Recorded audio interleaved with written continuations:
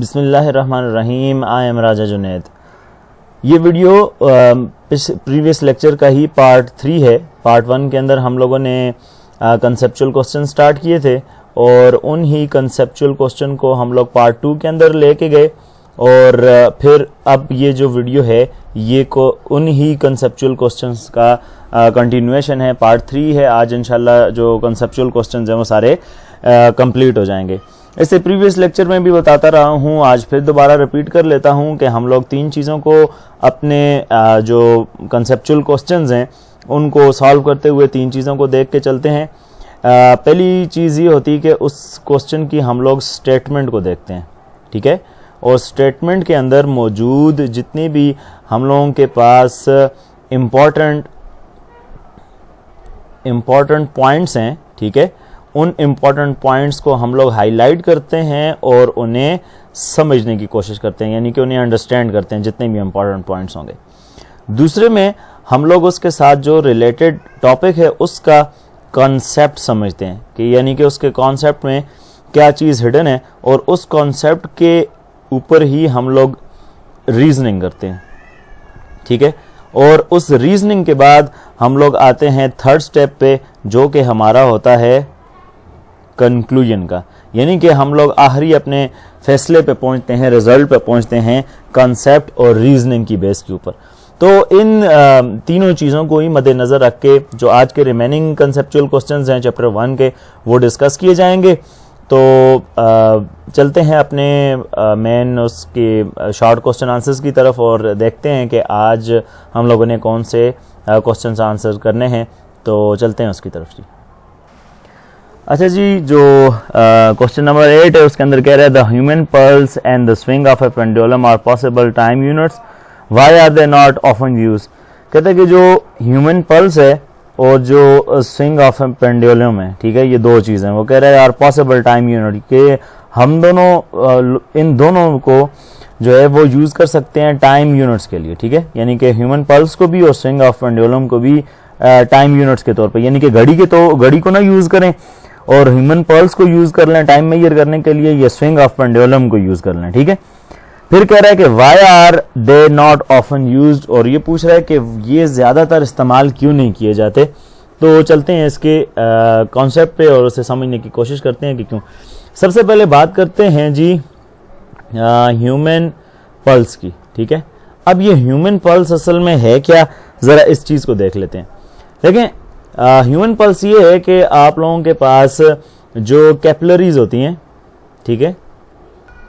अब ये जो कैपिलरीज हैं ये आप लोगों के पास जब कंट्रैक्ट करती हैं, ठीक है, जब इनके अंदर से ब्लड फ्लो हो रहा हो, तो आप जब अपने हाथ रख के या अपने ईयर लोब से जब इसको सुनने की कोशिश करते हैं या महसूस करने की कोशिश करते हैं, तो उस टाइम पे 1 मिनट में ये जितनी दफ़ा कंट्रैक्शन होगी वो काउंट की जाती है और उसे हम लोग नाम देते हैं ह्यूमन पल्स का, ठीक है।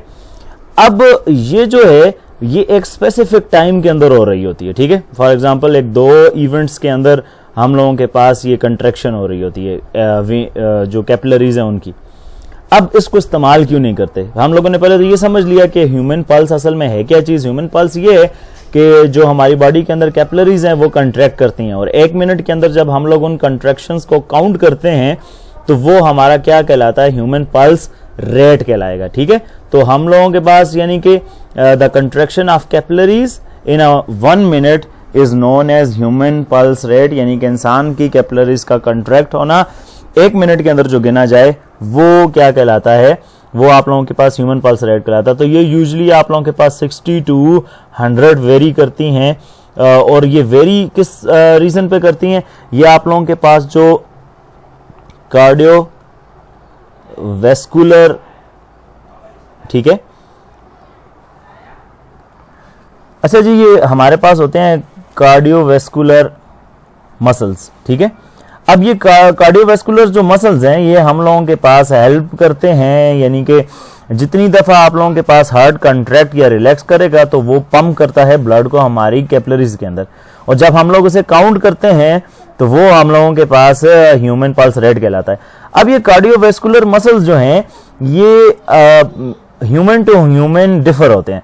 जैसे अगर आप लोगों के पास कोई एथलीट है या कोई स्पोर्ट्समैन है, ठीक है, तो उस स्पोर्ट्समैन की हार्ट बीट जो है वो आप लोगों के पास, या जो उसका पल्स रेट है, ठीक है, फॉर एग्जांपल उसका जो पल्स रेट है वो आप लोगों के पास स्लो होगा, क्योंकि एक्सरसाइज की वजह से उसके जो कार्डियोवैस्कुलर मसल्स हैं वो स्ट्रांग होते हैं, और जितने ज्यादा स्ट्रांग होते हैं उतनी ज्यादा हार्ट बीट या पल्स रेट स्टेबल होता है। अब ये क्योंकि बॉडी कंडीशंस के साथ वेरी करते रहते हैं, किसी बंदे को बुखार है तो तब आप लोगों के पास अचानक से पल्स रेट इंक्रीज हो जाएगा, बुखार नहीं है तो वो डाउन रहेगा, शुगर लेवल की वजह से या बाकी और मुख्तलिफ किस्म की कंडीशंस हैं उनकी वजह से आप लोगों के पास ये वेरी करता रहता है। अच्छा जी, इसका तो ये रीजन आ गया। अब आते हैं जरा हम लोग पेंडुलम के ऊपर, ठीक है। पेंडुलम को समझते हैं कि सबसे पहले कि पेंडुलम है क्या चीज। पेंडुलम आप लोगों के पास एक फिक्स सपोर्ट के साथ जब भी कोई थ्रेड जो है, ठीक है, कोई भी थ्रेड आप लोगों के पास अगर लगा हुआ है और वो एक एंड से एक फिक्स सपोर्ट के साथ लगा है और दूसरे एंड से आप लोगों के पास कोई स्टोन है या कोई वेट है, कोई मास है, उसके साथ अटैच है, तो ये जो अरेंजमेंट है इसे हम लोग पेंडुलम का नाम देते हैं। अब जब हम लोग इसे स्विंग करते हैं तो ऑब्वियसली हम लोग इसको इस पोजीशन पे लेके आएंगे। तो जब इस पोजीशन पे लेके आएंगे तो ये कुछ ऐसे होगा, और जब यहां से इसे रिलीज करेंगे तो ये दोनों साइड पे इस तरफ भी और इस तरफ भी ये क्या करना शुरू कर देगा, स्विंग करना शुरू कर देगा। और ये इस पोजीशन ए से बी पे आने के लिए और बी से वापस ए पे आने के लिए कुछ टाइम कंज्यूम करेगा, और वो टाइम आप लोगों के पास क्या होता है, वो टाइम आप लोगों के पास कांस्टेंट होता है। फॉर एग्जाम्पल ये जो पेंडुलम है इसका हम लोग ने टाइम पीरियड ऑलरेडी मालूम किया हुआ है, और वो आप लोगों के पास है t = 2 pi √L divided by g। अब देखें यहां पे 2 पाई भी कांस्टेंट है, g की वैल्यू भी कांस्टेंट है, ठीक है, फॉर टाइम बीइंग g को कांस्टेंट लेते हैं, यहां पे L चेंज होता है। अब यहां पे मुख्तलिफ फैक्टर्स इन्वॉल्व हैं जो इसके टाइम को डिफरेंट कर सकते हैं। वो कैसे कि सबसे पहले आता है आप लोगों के पास टेम्परेचर।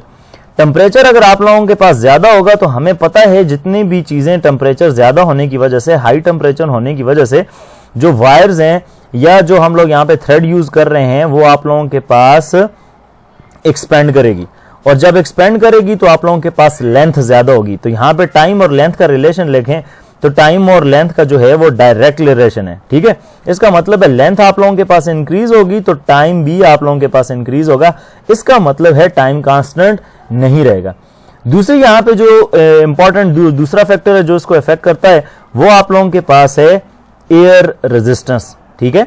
आप लोग किसी एक जगह पे मौजूद हैं जहां पे आप लोगों के पास ह्यूमिडिटी या जो ड्यू फैक्टर है वो एक किस्म का है, और दूसरी जगह पे जाते हैं वहां पे ड्राई एयर है, तो एयर रेजिस्टेंस होने की वजह से और डिफरेंट एयर रेजिस्टर होने की वजह से इसका जो मोशन है वो मोशन भी इंटरप्ट हो जाता है, ठीक है। और जब मोशन इसका इंटरप्ट हो जाएगा, ठीक है, इंटरप्ट हो जाएगा तो आप लोगों के पास ये सही तरह से हम लोग इसकी जो वाइब्रेशन है उसे महसूस नहीं कर सकेंगे, ठीक है। तीसरा जो रीजन है वो आप लोगों के पास ये है कि जी की वैल्यू, ठीक है, और जी की वैल्यू हम लोगों के को पता है, जो हम लोगों ने कैलकुलेट की हुई है वो है सी लेवल के ऊपर 9.8 मीटर पर सेकंड स्क्वायर, मगर ये प्लेस टू प्लेस वेरी करती है। जैसे ही आप लोग हायर प्लेसेस पे जाते हैं तो जी की वैल्यू के अंदर क्या आता है, जी की वैल्यू के अंदर डिक्रीज आता है, और जैसे ही आप लोग सी लेवल की तरफ आते हैं, ठीक है, सी लेवल की तरफ, तो जी की वैल्यू के अंदर आहिस्ता आहिस्ता क्या आना शुरू हो जाता है, इंक्रीज। इसका मतलब यह है कि यह भी एक इंपॉर्टेंट फैक्टर है जो यहां पे इसके मोशन को इफेक्ट कर रहा है। अब जरा इन दोनों को, पल्स को भी और पेंडुलम को भी कंपेयर करते हैं नॉर्मल एक घड़ी से या क्लॉक से, तो क्लॉक के अंदर ये सारे फैक्टर्स मौजूद नहीं हैं, बहुत लेस फैक्टर्स हैं जो क्लॉक को इफेक्ट कर सकते हैं, और मेजरली अगर हम लोग देखें तो वो हमें नजर आती है फ्रिक्शन, ठीक है। तो वो ऑलरेडी उसके अंदर हम लोगों ने जो क्लॉक के अंदर जो गियर रिंग सिस्टम यूज किया होता है वो सेल्फ लुब्रिकेटिंग सिस्टम होता है, क्योंकि वहां पे हम लोगों ने प्लास्टिक यूज किया हुआ है और उसके अंदर आप लोगों के पास फ्रिक्शन बहुत ज्यादा कम होती है। उसके अलावा और कुछ भी नहीं है, एक सेल डालते हैं जो हेल्प करता है हम लोगों के पास टाइम मेजरमेंट के लिए, जबकि ये दोनों हम लोग यूज कर सकते थे और कर सकते भी हैं अगर हम लोगों के पास ये सारी चीजें कांस्टेंट हो, मगर क्योंकि ये वेरिएंग है रैंडम एरर्स भी इन्वॉल्व हैं, कुछ ऐसे फैक्टर्स भी हैं जो हम लोगों को नहीं पता, तो लिहाजा हम लोग इन्हें ज्यादातर इस्तेमाल नहीं करते टाइम मेजर करने के लिए। अब इसका आंसर क्या होगा जरा उसे देख लेते हैं जी। इसका आंसर हम लोग ऐसे लिख सकते हैं, the human pulse and the swing of the pendulum are not oftenly used for time units due to the following reason. तो जो रीजंस हैं वो ये हैं, ह्यूमन पल्स के रीजन देखें तो हम लोग कह सकते हैं human pulse rate changes according to the change of human body state, क्योंकि ह्यूमन बॉडी स्टेट के साथ साथ चेंज होता है। It also varies from human to human, यानी कि बंदे से बंदे पे ये चेंज होता रहता है, ह्यूमन टू ह्यूमन, ठीक है। Age factor also make it different for a younger and an older person, pulse rate are different, ठीक है। एक नौजवान बंदे के लिए और एक बूढ़े बंदे के लिए जो पल्स रेट होगा वो डिफरेंट होगा, ठीक है। इस वजह से ये कंसिस्टेंट नहीं है ना, तो लिहाजा इस वजह से नहीं कर सकते। फिर स्विंग ऑफ पेंडुलम के लिए देखते हैं। पहला रीजन है air resistance also effect the motion of the pendulum which in turn effect the time, ठीक है। यानी कि मोशन को इफेक्ट करेगा एयर रेजिस्टेंस और जिसकी वजह से हमारे पास टाइम इफेक्ट होगा। Temperature effect the length of the pendulum, higher temperature causes thread to expand which increases the time period and vice versa, यानी कि टेम्परेचर हाई होगा तो लेंथ एक्सपेंड करेगी और टाइम इंक्रीज होगा, और वाइस वर्सा मतलब कि अगर टेम्परेचर डाउन होगा तो लेंथ डिक्रीज करेगी और टाइम भी डिक्रीज होगा। फिर नेक्स्ट कहता है value of g gravitational acceleration also changes from height to height which again effect the time, यानी कि आप लोगों के पास जो हाइट्स होती हैं वो एक जगह से दूसरी जगह या प्लेस टू प्लेस आप लोगों के पास वो चेंज होती रहती हैं, तो लिहाजा आप लोगों के पास अगर वो वैल्यूज की चेंज हो रही है तो उसका मतलब है यहाँ पे फिर अगेन हमारे पास कंसिस्टेंसी नहीं आ रही, जिसकी वजह से हम लोग इन दोनों को इस्तेमाल नहीं कर सकते। चलते हैं नेक्स्ट क्वेश्चन पे जी। अच्छा जी, नेक्स्ट क्वेश्चन में कह रहा है if an equation is dimensionally correct is that equation are right equation, यानी कि यहाँ पे वो हमें ये पूछ रहा है कि अगर हमारे पास कोई इक्वेशन डायमेंशनली करेक्ट है तो क्या वो इक्वेशन सही भी हो है या नहीं है, जरूरी है क्या ये बात, तो इसी को जरा देखते हैं। अच्छा जी, डायमेंशनली करेक्ट होने का क्या मतलब है ये चीज मैं आप लोगों को समझा देता हूँ। डायमेंशनली करेक्ट होने का मतलब ये है कि आप जब उस इक्वेशन को सॉल्व कर रहे हैं तो इक्वेशन की एक तरफ जो चीज आ रही है दूसरी तरफ भी डायमेंशंस में वही चीज आनी चाहिए जो मौजूद है। फॉर एग्जाम्पल जैसे हमारे पास इक्वेशन है f is equal to ma, और f हमें पता है न्यूटन के अकॉर्डिंग, उसने बताया ये किसके इक्वल है, न्यूटन के, और वो हमें पता है न्यूटन किसके इक्वल है, किलोग्राम मीटर पर सेकेंड स्क्वायर। इसका मतलब है यहाँ पे हमारे पास आ रहा है kg मीटर पर सेकेंड स्क्वायर। अब इस वाली साइड पे देखते हैं कि आया यहाँ पे भी वही चीजें आती हैं या नहीं, तो मास की जगह पे आ गया केजी और एक्सेलरेशन की जगह पे आ गया मीटर पर सेकेंड स्क्वायर, ठीक है। अब इसे डायमेंशन में लिखें तो केजी की जगह पे मास है तो आ जाएगा m, ये मीटर है तो मीटर की जगह पे आ जाएगा l, और इसको अगर ऊपर लेके आऊं तो ये हो जाएगा t-2, ठीक है। यहाँ पे जरा देखें तो इधर भी केजी है तो केजी की जगह पे m, फिर इसकी जगह पे l और फिर t-2, तो ये दोनों तरफ देखें तो हमारे पास डायमेंशनली क्या चीजें आ रही हैं, दोनों इक्वेशन कंसिस्टेंट आ रही हैं और ये इक्वेशन राइट भी है। अब हम लोगों ने ये पता चलाना है कि आया वाकई हर केस में ऐसे ही होता है कि जो डायमेंशनली कंसिस्टेंट हो तो वो इक्वेशन राइट भी होती हैं या नहीं। तो ये तो मैंने पहले एग्जांपल समझा दी कि डायमेंशनली कंसिस्टेंट होने का मतलब क्या है। अब आते हैं इस बात के ऊपर कि मैं एक दो इक्वेशंस लिखता हूं एग्जाम्पल के तौर पे और फिर इस चीज को एक्सप्लेन करते हैं कि आया वो राइट इक्वेशंस हैं या नहीं। फॉर एग्जाम्पल हम लोगों ने अभी तक जो चीजें पढ़ी हैं उसमें हम लोगों ने पढ़ा है एरिया ऑफ ए सर्कल, ऐसे ही है, और एरिया ऑफ ए सर्कल हम लोगों ने ए इज इक्वल टू क्या पढ़ा, पाई आर स्क्वायर, सही है। अगर मैं ये कह दूं, इसको मैं लिख लूं area is equal to are square, pi तो मेरे पास क्या है, पाई क्या है, कांस्टेंट है ना, ठीक है, और ये इसकी कोई डायमेंशंस नहीं है। यहां पे मैंने लिख लिया एरिया का यूनिट, यहां पे हम लोगों के पास क्या होता है, मीटर स्क्वायर, और आर क्या है, रेडियस, वो भी मीटर है, तो ये हो जाएगा मीटर का होल स्क्वायर। यहां पे इसकी डायमेंशन पुट करें तो एल स्क्वायर आ जाएगा, और यहां पे डायमेंशन पुट करें तो ये भी एल स्क्वायर। अब ये देखें, ये वाली जो इक्वेशन है, फॉर एग्जाम्पल इस इक्वेशन को मैं नाम देता हूं इक्वेशन ए और इसको नाम देता हूं इक्वेशन 1। अब जरा देखें इक्वेशन 1 डायमेंशनली कंसिस्टेंट है, इधर जो चीज है इधर वो, मगर मुझे ये बताएं क्या ये एरिया ऑफ सर्कल के लिए करेक्ट है? नहीं, क्योंकि यहां पे हम लोगों ने ये वाला कांस्टेंट तो लिखा ही नहीं। तो जरूरी नहीं है कि जो इक्वेशन डायमेंशनली कंसिस्टेंट हो वो आप लोगों के पास राइट भी हो, क्योंकि वहां पे कांस्टेंट्स नहीं लिखे जाते जो कि बहुत मेजर रोल प्ले करते हैं किसी भी इक्वेशन में। इसी तरह अगर हम लोग और मजीद आगे चलें तो एक इक्वेशन है स्टोक्स लॉ की, जिसे हम लोग बोलते हैं 6 पाई ईटा आर वी। अब इसके अंदर भी यहां पे हमारे पास ये जो 6 पाई वाला फैक्टर है ये क्या है? कांस्टेंट।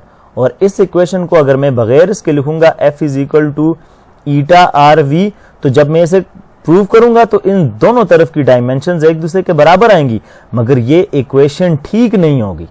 डायमेंशनली कंसिस्टेंट है मगर ठीक नहीं है, क्योंकि वहां पे स्फीरिकल ऑब्जेक्ट के लिए 6 पाई वाला जो फैक्टर हम लोग लिखते हैं वो इंक्लूडेड ही नहीं है।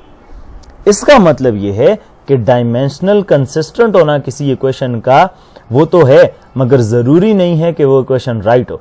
तो यहां पे हमें दो बातें पता चलती हैं। दो बातें ये पता चलती हैं कि ज्यादातर हम लोग ये देखते हैं कि कोई इक्वेशन अगर डायमेंशनली कंसिस्टेंट है तो हम लोग देखते हैं कि ज्यादातर वो हमें राइट भी मिलती है, ठीक है। और या अगर इसको रिवर्स देखें तो जो राइट इक्वेशन होती है वो डायमेंशनली कंसिस्टेंट होती है। दूसरा ये है कि डायमेंशनली कंसिस्टेंट जो इक्वेशन है वो मे और मे नॉट बी राइट, ठीक है। यानी कि राइट इक्वेशन डायमेंशनली कंसिस्टेंट होती है, ये कंफर्म है, ठीक है। जबकि जो डायमेंशनली कंसिस्टेंट इक्वेशन है वो हो भी सकती है और वो नहीं भी हो सकती। तो हम लोगों ने ऊपर देखा, हम लोगों के पास जो f is equal to m a था ये राइट इक्वेशन थी, और डायमेंशनली कंसिस्टेंसी जब उसकी चेक की तो वो बिल्कुल ठीक थी। अब ये वाली जो इक्वेशन 1 थी ये डायमेंशनली कंसिस्टेंट थी, मगर ये राइट इक्वेशन नहीं थी, क्योंकि उसके अंदर आप लोगों के पास कांस्टेंट जो था वो नहीं था। तो इसका मतलब ये है कि हम लोग होमोजेनिटी चेक कर सकते हैं, मगर इक्वेशन ठीक है या गलत है ये डायमेंशंस के तौर पे हम लोग उस पर चेक नहीं कर सकते। और यही डायमेंशंस की एक लिमिटेशन भी मैंने आप लोगों को बताई थी कि ये उसकी लिमिटेशंस में आता है कि हम लोग जो है वो नहीं बता सकते। तो अब इसका आंसर जो होगा वो देख लेते हैं जरा। हम लोग ऐसे कह सकते हैं डायमेंशनली करेक्ट इक्वेशन मे और may not be correct due to the following reasons, ठीक है। तो क्या हो सकते हैं उसमें? The equation which is correct dimensionally does not tell us about the constant involve in the equation, कि डायमेंशनली जो करेक्ट इक्वेशन है वो हमें कांस्टेंट्स के बारे में नहीं बताती। फॉर एग्जांपल हम लोगों के पास जो एरिया ऑफ सर्कल है वो पाई आर स्क्वायर के बराबर होता है, और अगर मैं इस इक्वेशन को लिख लूँ, पाई को छोड़ दूँ कांस्टेंट को, क्योंकि इसकी कोई डायमेंशन नहीं होती ना, तो मैं अगर इसे ऐसे लिख लूँ a is equal to are square, तो डायमेंशन हम लोग देखते हैं तो इधर भी एल स्क्वायर आ रहा है, इधर भी एल स्क्वायर आ रहा है, तो हम लोगों के पास डायमेंशनली तो करेक्ट है। मगर क्या इस इक्वेशन को, अगर इसे मैं नाम दूं इक्वेशन नंबर 1, इस इक्वेशन को हम लोग एरिया ऑफ सर्कल मालूम करने के लिए इस्तेमाल कर सकते हैं? बिल्कुल भी नहीं। क्यों? क्योंकि यहाँ पे हमारे पास एक मिसिंग कांस्टेंट है। तो हम लोग कह सकते हैं then it is dimensionally correct but this equation is not right because we are missing constant pi, ठीक है। फिर नीचे मैंने लिखा है those dimensionally correct equations are right which has constant equals to 1। सिर्फ वो इक्वेशन जो डायमेंशनली करेक्ट हैं वो राइट हो सकती हैं जिनके अंदर कांस्टेंट 1 इन्वॉल्व हो, जैसे कि f is equal to m है। तो यहाँ पे जो k है या कांस्टेंट है वो हमारे पास इक्वल टू 1 है। तो यहाँ पे जब हम लोग देखते हैं तो ये इक्वेशन डायमेंशनली करेक्ट भी है और साथ में ये राइट भी है। तो अब देखें दोनों केस में हम लोगों ने डायमेंशनली करेक्टनेस दोनों की देखी, तो डायमेंशनली करेक्ट थी, मगर एक में इक्वेशन राइट थी जबकि एक में इक्वेशन राइट नहीं थी। तो जहां पे आप लोगों के पास कांस्टेंट 1 आ रहा था तो वहां पे राइट था, जहां पे कांस्टेंट 1 नहीं आ रहा था, कोई और आ रहा था, 6 पाई, पाई, 2 पाई, 4 पाई, कोई और कांस्टेंट की वैल्यू आ रही थी, तो वहां पे वो इक्वेशन राइट नहीं थी। तो कहने का मकसद ये है कि आप लोगों के पास यहाँ पे हो भी सकता है इक्वेशन राइट हो भी सकती है अगर कोई इक्वेशन डायमेंशनली करेक्ट है, और नहीं भी हो सकती। तो आज के लेक्चर में बस यहीं तक। इंशाल्लाह नेक्स्ट लेक्चर में हम लोग न्यूमेरिकल को डिस्कस करेंगे।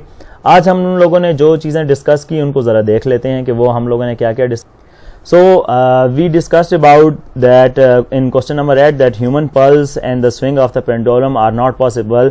Why are they not often used? So we discussed it in detail, and we discussed few of the reasons for human pulse, in which we discussed that human pulse rate change according to the change of the human body. So we concluded that from person to person it varies, so the time constant cannot be taken as standard for a human pulse. And when we move toward the swing of a pendulum, so there were three reasons: air resistance, temperature, and gravitational acceleration.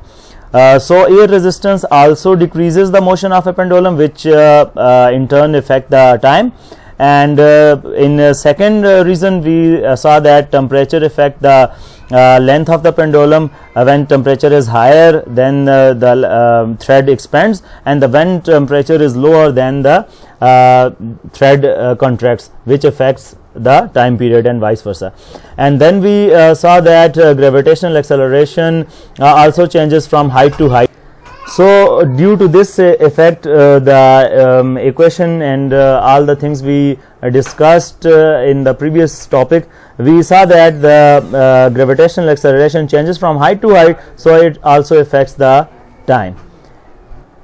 In question number 9, we discussed that if an equation is dimensionally correct, is that equation a right equation? So we discussed here that an equation which is dimensionally correct may or may not be true or correct. Due to the following reason, we discussed an example of area of a circle which is equal to pi r square, and we excluded pi in the equation, and then we solved it for the dimension, and we saw that it was dimensionally correct, but the equation was not correct because the equation a is equal to r square cannot be used to calculate the area of the circle. So the equation is not correct, but it is dimensionally correct. So these two things are different. Dimensionally correctness is some other thing, and equation itself is correct for solving any problem or calculating other things. It is another thing, and we discussed it in detail. So then we took an example of F is equal to ma, which is a force is equal to mass into acceleration, which is according to Newton's second law. We saw that it was dimensionally consistent, and it was also right. So we concluded that for those equations which have constant k is equal to 1, for those equation dimensionally correctness and right equation, though these two things are present in that equation, but the equations in which k is not equal to 1, for example here k is equal to pi, which is 3.1415 and so on, and other constants. So we saw that in those type of equation, the equation is dimensionally correct, but the equation itself for calculating the final result is not correct. So we discussed all these things in this lecture. So for your assignment, you have to write all these conceptual questions from question number 1 to question number 9, and all the concept which I have told you in the previous lectures and in this lecture. So inshallah we will meet in the next lecture with the next topic. So stay tuned, and Allah Hafiz.